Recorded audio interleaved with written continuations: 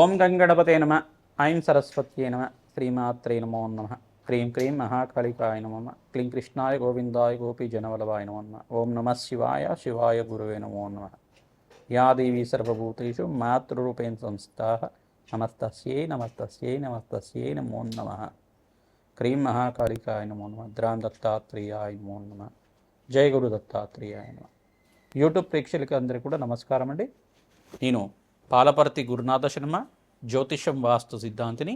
మీకంతా కూడా ఈ యొక్క గోచార ఫలితాలంతా కూడా విశ్లేషణ చేయడం జరుగుతుంది. గ్రహాల యొక్క స్థితిగతి, కలయిక, వాటి ప్రభావం అంతా కూడా వివిధ రాశుల వాళ్ళకి, మేషాది ద్వాదశ రాశుల వాళ్ళకి ఎటువంటి ప్రభావం చూపిస్తుంది, వాటి ప్రభావం వల్ల అదృష్ట యోగం ఏ రకంగా వస్తుంది, అష్టైశ్వర ప్రాప్తి ఏ రకంగా వస్తుంది. ప్రధానంగా చూసుకుంటే ఈరోజు మనం చెప్పబోయే విషయం ఏంటిదంటే, ప్రధానంగా శుక్రుడి యొక్క మార్పు, నవంబర్ నెల మాస ఫలితాల్లో భాగంగా శుక్రుడి మార్పు అంతా కూడా ఏ రకంగా మేషాది ద్వాదశ రాశుల వాళ్ళకి ఫలితాలంతా కూడా తెప్పడం జరుగుతుంది. ప్రధానంగా గ్రహస్థితి అంతా కూడా చూసుకుంటే మీనరాశిలో శనీశ్వరుడి సంచారం జరుగుతుంది. కుంభరాశిలో అంతా కూడా రాహు సంచారం, ఈ యొక్క కేతు సంచారం అంతా కూడా సింహరాశిలో సంచారం జరుగుతుంది. ఈ యొక్క రవి బుధ ఆదిత్య యోగంలో అంతా కూడా ప్రధానంగా చూసుకుంటే రవి యొక్క సంచారం అంతా కూడా ఈ యొక్క తులారాశిలో సంచారం జరుగుతుంది. మరియు ఇక్కడ చూసుకుంటే బుధుడంతా కూడా ఈ యొక్క వృశ్చిక రాశిలో సంచారం జరుగుతుంది. అంగారకుడి సంచారం కూడా వృశ్చిక రాశిలో సంచారం జరుగుతుంది. ప్రధానంగా చూసుకుంటే శుక్రుడి సంచారం అంతా కూడా ఇక్కడ కన్యా రాశిలో సంచారం చేస్తున్న శుక్రుడు భగవానుడు అంతా కూడా నవంబర్ 3వ తారీఖు రోజునంతా కూడా నీచ స్థానం నుంచి తన స్వక్షేత్రమైన తులారాశికి ప్రవేశం చేస్తున్నాడు. తన స్వక్షేత్రమైన తులారాశిలో ప్రవేశం చేసిన శుక్ర భగవానుడు అంతా కూడా రవితో పాటు, అంటే సూర్య భగవానుడితో పాటు కలియికతో ఉంటాడన్నమాట. 18వ తారీఖు దాకా జరుగుతుంది ఈ యొక్క గ్రహ గోచారం అంతా కూడా. ఈ యొక్క ఫలితాలంతా కూడా చూసుకుంటే శుక్ర భగవానుడు ప్రధానంగా నీచ స్థానం నుంచి బయటపడి తన సొంత ఇల్లైన తులారాశిలో ప్రవేశం చేయడం వల్ల అఖండమైన అష్టైశ్వర ప్రాప్తి కలగడానికి ఆస్కారం ఉంటుంది. మేషాది ద్వాదశ రాశుల వాళ్ళకి వాళ్ళ జాతకరీత్యా గ్రహబలం ఏ రకంగా ఉన్నప్పటికీ కూడా గోచార రీత్యా యొక్క గ్రహాల యొక్క స్థితిగతి వల్ల వాళ్ళకంతా కూడా వ్యాపారంలో మార్పులు జరగడానికి కానీ, అదృష్ట యోగం కలిసి రావడానికి కానీ, ఆకస్మిక ధనాభం సిద్ధించడానికి కానీ ప్రధానంగా శుక్రుడి యొక్క గోచార ఫలితాలంతా కూడా విశేషంగా చెప్పడం జరుగుతుంది. శుక్రుడు ప్రధానంగా చూసుకుంటే మహాలక్ష్మి స్వరూపంగా, మహాలక్ష్మి అనుగ్రహం కోసం అని చెప్పేసి ప్రధానంగా శుక్రుడి ఆరాధన చేయడం వల్ల మీకంతా కూడా స్థిరలక్ష్మి స్థిర నివాసంగా ఉండడానికి ఆస్కారం ఉంటుంది. ప్రధానంగా చూసుకుంటే ఎవరి జాతకంలో అంతా కూడా శుక్రభగవానుడు కొంచెం బలహీన పడి ఉంటే కనుక ప్రధానంగా శుక్రభగవానుడు అంతా కూడా యోగకరంగా మీకు ఉండడానికి కారణమవుతుంది. భోగభాగ్యాలకు కారణం, ప్రధానంగా చూసుకుంటే అఖండమైన సుఖ జీవితానికి కారణమవుతుంది. ఈ యొక్క అన్యోన్య దాంపత్యానికి కారణమవుతుంది. శుక్ర భగవానుడు అంతా కూడా ప్రధానంగా వ్యాపారంలో మార్పులు కలగాలన్నా, వ్యాపారంలో మంచి కీర్తి గణించాలన్నా, సంఘంలో గౌరవం పెరగాలన్నా, వ్యాపారాన్ని విస్తారం చేసుకోవాలన్నా, వ్యాపారంలో అష్టైశ్వర్య యోగం రావాలన్నా శుక్ర భగవానుడు కారణమవుతాడు. ప్రధానంగా శుక్ర భగవానుడు అనుగ్రహం వల్ల మీకంతా కూడా అష్టైశ్వర్య యోగం సిద్ధించేయాలి అంటే కనుక ఎటువంటి పరిష్కారం ఆచరించాలి, ఈ యొక్క ఫలితాల్లో అంతా కూడా తెలుసుకోవడం జరుగుతుంది. ప్రధానంగా గ్రహగోచారంలో వివిధ గ్రహాల యొక్క ఫలితాలంతా కూడా చూసుకుంటే ఈ యొక్క గ్రహాల యొక్క స్థితిగతి అంతా కూడా కొన్ని గ్రహాల యొక్క దృష్టి అంతా కూడా శని భగవానుడి దృష్టి అంతా కూడా ధనుసు రాశి మీద పడుతుంది. మరియు ఇక్కడ చూసుకుంటే వృషభ రాశి మీద పడుతుంది.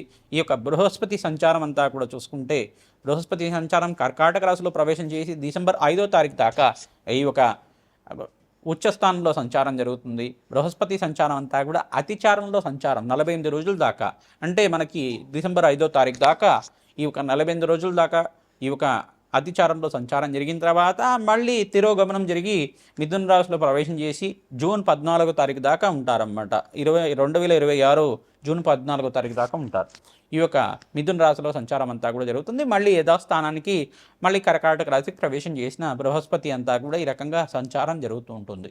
ప్రధానంగా చూసుకుంటే ఈ రోజున మనం చెప్పుకోబోయే విషయం అంతా కూడా శుక్ర భగవానుడు మార్పు అంతా కూడా తులారాశిలో ప్రవేశం చేయడం వల్ల ఎటువంటి శుభ కార్యక్రమాలు జరుగుతాయి, ఈ యొక్క అష్టైశ్వర్య యోగం సిద్ధిస్తుందా, వ్యాపారంలో ఎటువంటి మార్పులు జరుగుతాయి, వ్యాపారంలో అంతా కానీ, ఉద్యోగంలో కానీ, వివిధ వ్యాపారంలో కానీ, కుటుంబ సమస్యల్లో ఉన్న వాళ్ళైనా కానీ ప్రధానంగా ఎటువంటి పరిష్కారాలు ఆచరించాలి, మేషాది ద్వాదశ రాశుల వాళ్ళకి అష్టైశ్వర్య యోగం సిద్ధించాలి, అదృష్ట యోగం కలిసి రావాలి, రాజ్యయోగం కలిసి రావాలి అంటే కనుక శుక్ర భగవానుడికి ఎటువంటి పరిహారం చేసుకోవాలి నవంబర్ నెల మాస ఫలితాల్లో భాగంగా చెప్పుకోవడం జరుగుతుంది. ప్రధానంగా నవంబర్ నెల మనకంతా కూడా కార్తీక మాసానికి నవంబర్ 20 దాకా అంతా కూడా కార్తీక మాసం చాలా శ్రేష్టమైన మాసంగా చెప్పడం జరుగుతుంది. ఈ మాసాల్లో కల్లా ఉత్తమమైన మాసం, శ్రేష్టమైన మాసం అని చెప్పడం జరుగుతుంది. ప్రధానంగా శివకేశుల యొక్క ఆరాధన చాలా శ్రేష్టమైంది.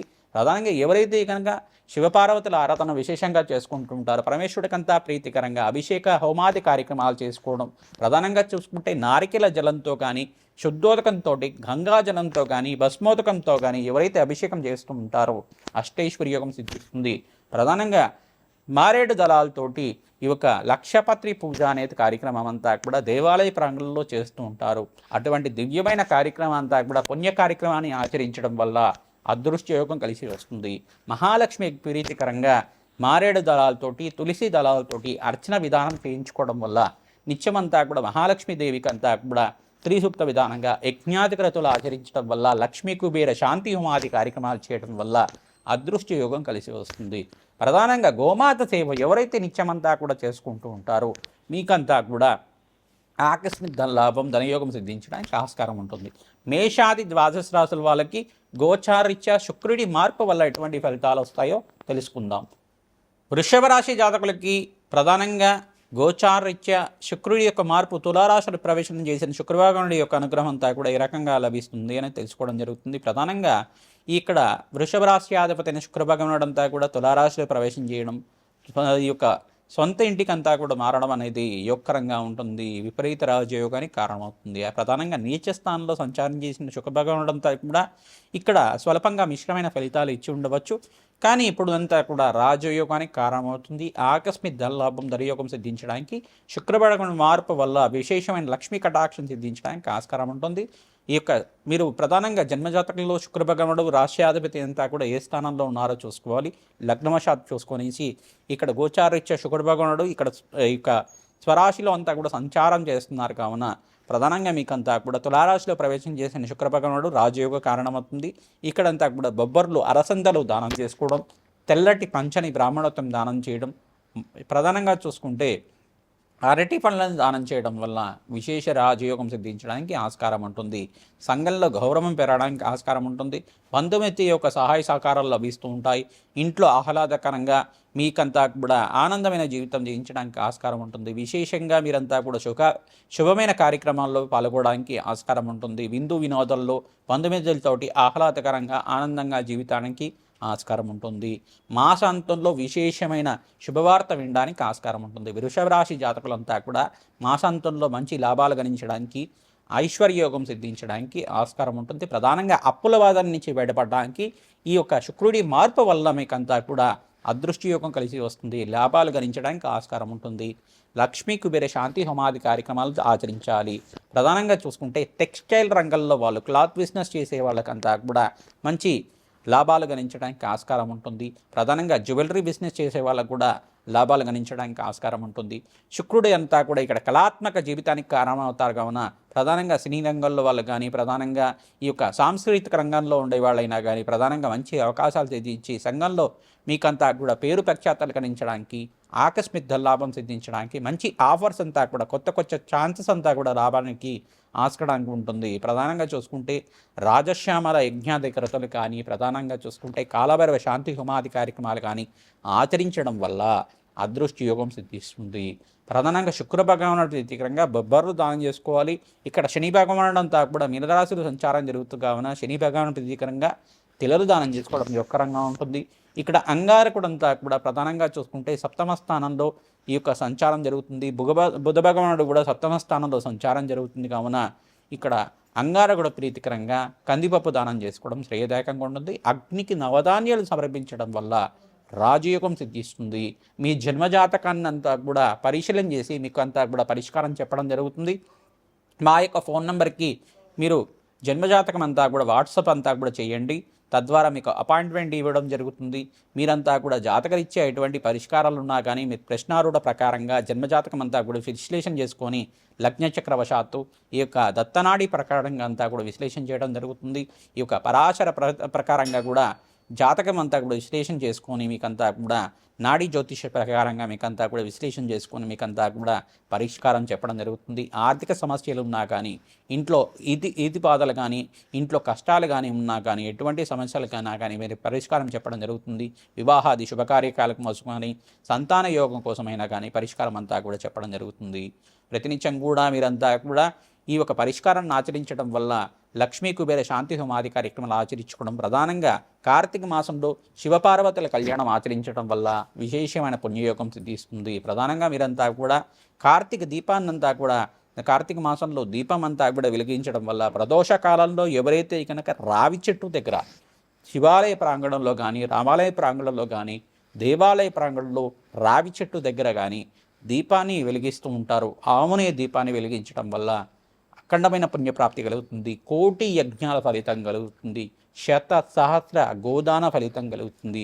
దీపారాధన చేసిన తర్వాత దానికి పసుపు కుంకుమ గంధంతో పుష్పంతో అలంకరణ చేసి దానికంతా కూడా ప్రధానంగా పరమేశ్వరుడి యొక్క నామాలతోటి షోడశోపచార పూజ చేసుకున్న తర్వాత రావి చెట్టుకంతా కూడా దండం పెట్టుకోవడం వల్ల, నమస్కారం చేసుకోవడం వల్ల, ఎవరైనా కానీ రావి చెట్టుకి ముట్టుకోకుండా ప్రదక్షిణాలు ఆచరించడం వల్ల అదృష్టి యోగం సిద్ధిస్తుంది.